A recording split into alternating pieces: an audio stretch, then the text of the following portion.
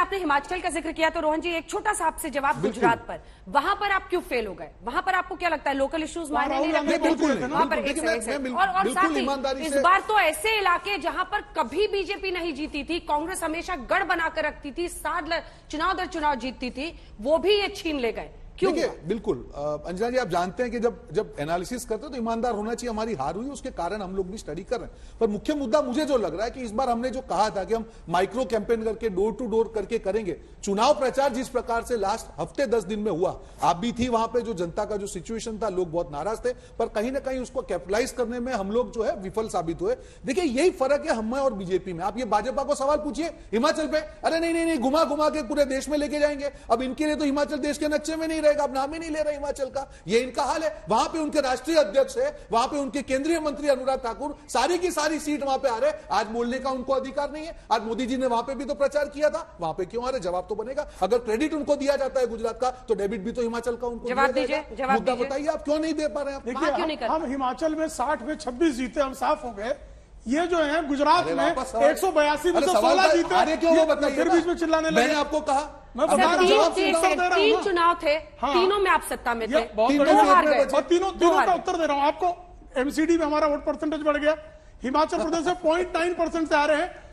पूरे वोटों का अंतर हिमाचल प्रदेश में कांग्रेस और भाजपा में सिर्फ 35,000 का है। अरे क्यों वो बताइए, आप जैसे मैंने गुजरात में कहा, मैंने कहा गुजरात में 16 सीट क्यों राहुल गांधी का जो है क्यों हारे? अब शकुन हिमाचल में क्यों हारे? देश की जनता देख रही है, मिस्टर राहुल के पूरे देश की जनता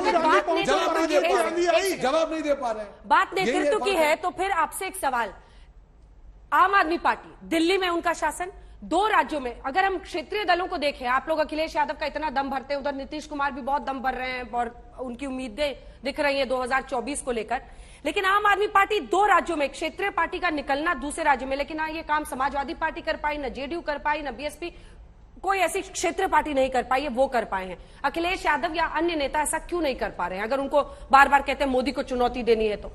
देखिए हमने जो लक्ष्य रखा है, उत्तर प्रदेश का लक्ष्य रखा है। उत्तर प्रदेश में अखिलेश यादव जी को अपने नेतृत्व, अकेले नेतृत्व पे 3 करोड़ जनता ने वोट दिया। 3 करोड़, जो आप अनेक राज्यों में चुनाव हुए हैं वो सभी राज्यों के वोट जोड़ लिए तो भी 3 करोड़ नहीं होते। भारतीय जनता पार्टी एक मुख्यमंत्रियों का बक्सा लेके चलती है, हजारों करोड़, और इस तरह के ऑब्वियसली जो मैंने कहा कि नरेंद्र के कुबेर जैसे लोग उनके साथ रहते हैं, तो ऐसे इतने भारी भरकम समर्थन के साथ भी अगर भारतीय जनता पार्टी कुछ 3 करोड़ 80 लाख इन लोगों को वोट मिले, तो मुझे लगता है कि जो नेतृत्व की क्षमता अखिलेश यादव जी ने उत्तर प्रदेश में दिखाई है, वो क्षमता जनता का विश्वास है। 3 करोड़ वोट मामूली बात नहीं होती है। आपसे कंपैरिजन में आपने कोई जवाब नहीं दिया।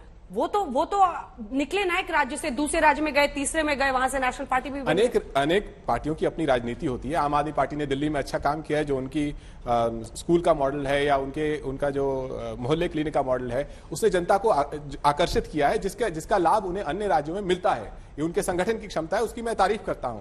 लेकिन मुझे लगता है कि हमारा जो लक्ष्य है उत्तर प्रदेश है और हम उस पर कायम रहेंगे। ठीक है संजय जी, बीजेपी बनाम अन्य क्षेत्रीय पार्टियां, उनकी जो महत्वाकांक्षाएं हैं 24 को लेकर, क्या चैलेंजेस हैं उनके सामने, क्या चुनौतियां हैं बीजेपी के मोदी के रहते?